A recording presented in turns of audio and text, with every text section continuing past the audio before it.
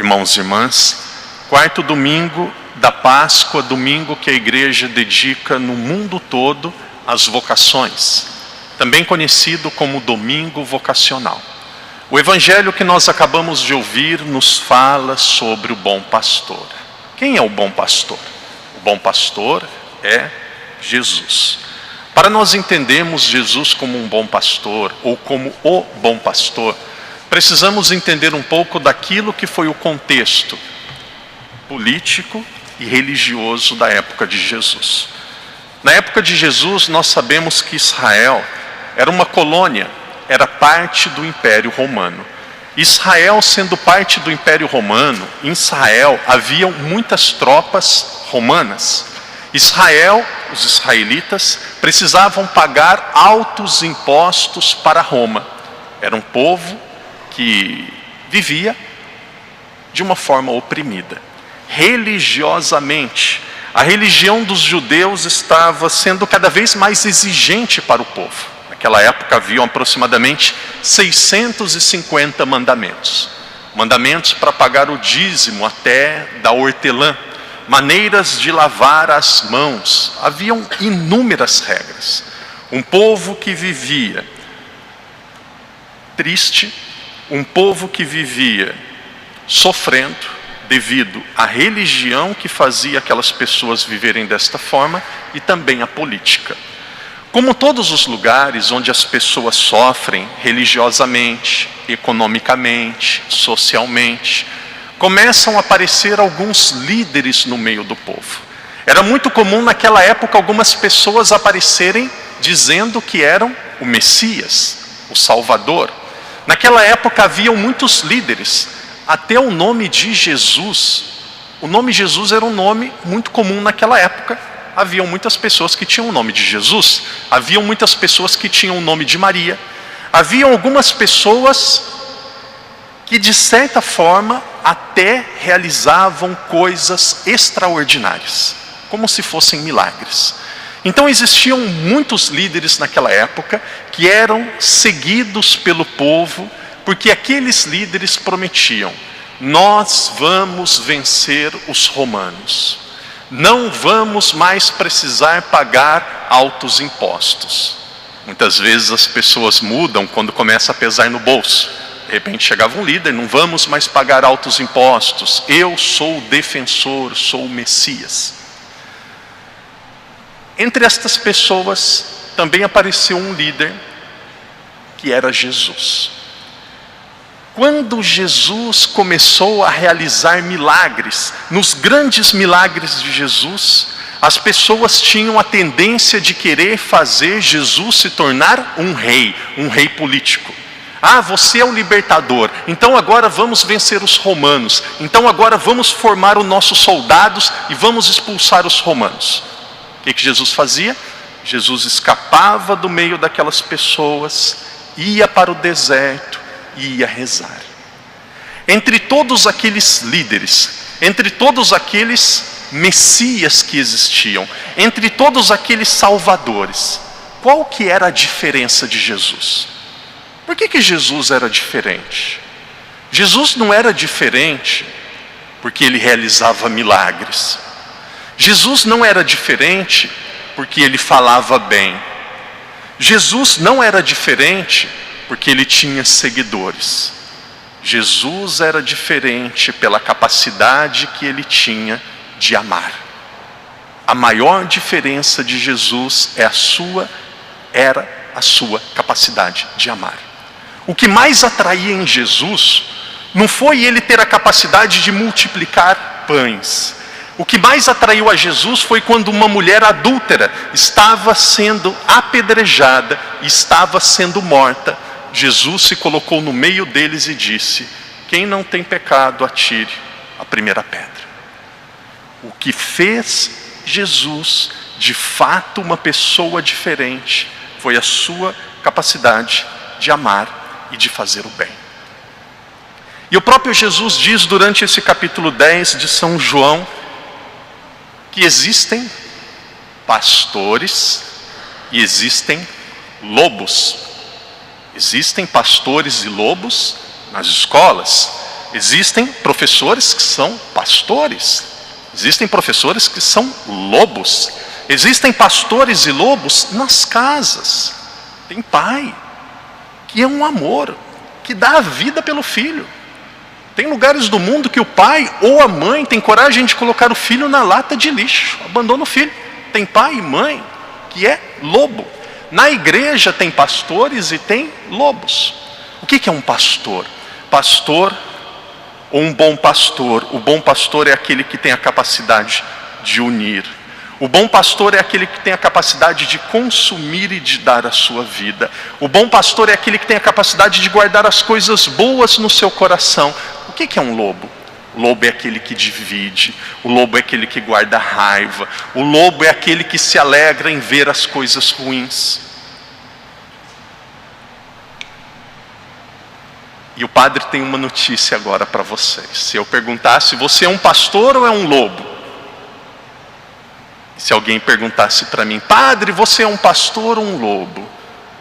Vocês sabem, todos nós temos dentro de cada um o pastor e o lobo. Todos nós temos dentro de cada um uma pessoa que é admirável. E nós tivemos momentos na nossa vida que nós fomos admiráveis. Nós também tivemos momentos na nossa vida que nós temos vergonha de lembrar. Nós tivemos momentos na nossa vida que foram decepcionantes. Nós tivemos momentos na nossa vida que, se nós pudéssemos, nós passaríamos uma borracha. Só de lembrar já dói o coração. Quantas vezes pessoas dizendo, padre, eu gostaria de confessar porque naquela época eu fiz aquilo. Meu filho já confessou, não precisa falar de novo, passou. Deus perdoou, talvez até outra pessoa perdoou, mas a própria pessoa, ela guarda aquilo dentro dela. Sabe? Mesmo existindo o bom pastor e o lobo dentro de cada um de nós, sabe qual que vai prevalecer? Aquele que nós alimentarmos mais. Vai prevalecer aqueles que nós alimentarmos mais. Dentro do padre Daniel existe um bom pastor. Dentro do padre Daniel existe também um lobo. Qual que vai prevalecer? Qual que vai transbordar quando eu encontro com vocês, quando alguém vem me procurar no cartório, quando alguém me procura no confessionário, quando alguém me procura na sacristia, quando alguém liga para mim pedindo uma unção dos enfermos, uma missa de funeral ou pedindo um favor? Qual que vai prevalecer? Vai prevalecer aquele que eu alimento mais. O nosso coração é a parte mais sagrada da nossa vida. Por amor de Deus, não fique alimentando coisas ruins no seu coração. Não fique alimentando coisas negativas no seu coração. Dê um presente a você. Deixa que aquilo que não é bom, que aquilo que não é de Deus, aos poucos vai desaparecendo, desaparecendo, desaparecendo, até poder reinar dentro de cada um de nós o bom pastor. Quem vai vencer? Aquele que nós alimentamos mais. Todos nós temos momentos de tristeza, momentos de decepção, momentos que nós nos sentimos injustiçados. Não é pelo outro, é por você. Não fique alimentando coisas negativas. Não faz bem. Não vai lhe fazer bem. A capacidade do bom pastor, a capacidade de uma pessoa que é de Deus, ela conseguir olhar os fatos que foram negativos, as circunstâncias e os momentos difíceis e aprender com aquelas situações. Eu fico pensando, imagina se nós queremos cuidar do nosso corpo dizendo assim, agora eu vou cuidar do meu corpo, vou ficar na minha cama vou ficar na cama o dia todo para não desgastar o meu corpo. Não vou fazer muito exercício. O que acontece? Atrofia. Queridos irmãos e irmãs, os problemas, as dificuldades, os embates da vida nos faz pessoas mais fortes. As pessoas mais maduras que existem, as pessoas mais fortes que existem, os maiores santos, foram aqueles que passaram por maiores dificuldades, souberam segurar na mão de Deus, e souberam caminhar. Esse é o primeiro ponto.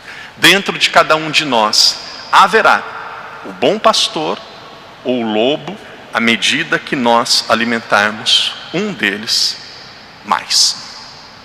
Segundo ponto, para nós que somos cristãos, para nós que somos católicos, a alegria que cada um de nós temos é totalmente diferente da alegria do mundo. O que significa diferente da alegria do mundo? O mundo diz que você será feliz, que você estará bem quando você recebe, quando você ganha.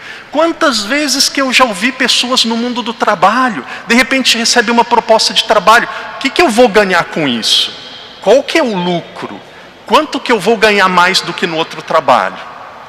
Nunca será feliz profissionalmente. Não é novidade para a maioria. Meu primeiro trabalho foi no McDonald's, tinha 15 anos de idade. E muitas pessoas disseram assim: você é um tolo, 15 anos, trabalhar, salário pequeno. É como se aqui em Macau fosse, aqui deve ser muito mais para receber, mas proporcionalmente é como se eu trabalhasse umas 4 horas por dia e recebesse umas 1.500, 2.000 patacas, para vocês terem ideia de como que é. Tolo, parvo, estúpido, trabalhar, ganhar isso não é nada. Se eu trabalhasse de graça, teria valido a pena. Naquela época eu aprendi disciplina. Naquela época eu aprendi como respeitar as pessoas que trabalham junto comigo. Naquela época eu aprendi que eu tinha limites. Naquela época eu aprendi que eu não era o centro. Naquela época eu aprendi que eu precisava obedecer. Naquela época eu aprendi que se eu errasse eu precisava pedir desculpas. Nós temos no nosso meio pessoas que, por exemplo, fazem parte dos escuteiros. Eu penso que a maioria das crianças em algum momento da vida deveriam participar dos escuteiros. Disciplina, limite, regras, saber ouvir, saber respeitar o outro. O que vai nos fazer feliz não é aquilo que nós ganhamos, mas é a maneira que nós nos ofertamos. O padre pode perguntar àqueles que já fizeram a experiência, por exemplo, de visitar alguém no hospital. O padre pode perguntar para aqueles que já fizeram a experiência de visitar alguém na prisão. Quando você visitou alguém no hospital, quando você visitou alguém na prisão, quando você visitou uma pessoa que é pobre, ajudou uma pessoa que estava em necessidade, juntou algumas roupas que em todas as casas de todos nós, não tenho medo de errar com aquilo que eu vou falar, em todas as casas de todos nós existe roupa que está sobrando. Uma pessoa que teve a capacidade de pegar algumas roupas e levou lá para as irmãs de caridade de Madre Teresa de Calcutá. Quando você volta, você fez uma caridade, você gastou do seu tempo, mas quando você volta você diz assim: muito mais do que aquilo que eu dei, foi aquilo que eu recebi. Eu ganhei muito mais. Tem pessoas que estão ajudando o padre a escrever o Evangelho, o comentário do Evangelho para as crianças para o ano de 2023. Se Deus quiser, o ano que vem, a gente vai ter um livro publicado com o Evangelho para as crianças de 2023. Comecei a conversar com algumas pessoas durante essa semana e eu perguntei: olha, dá muito trabalho, hein? Olha, eu estou feliz por você. E não, padre, dá trabalho, eu estou aprendendo, nunca li tanto a Bíblia como eu leio agora. Uma pessoa até disse: padre, me salvou.